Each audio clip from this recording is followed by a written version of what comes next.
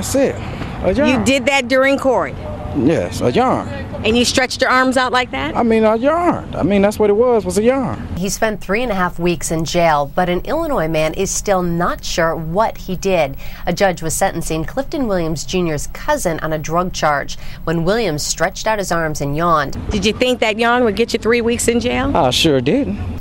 The judge cited him for criminal contempt and ordered thrown in jail for 6 months. He said, thank you for the apology, but you're still going to do some jail time. I want 90 days, and I want him to do the full 90 days. Williams was let out about a week after serving about 25 days. It was a yarn. It wasn't like I was trying to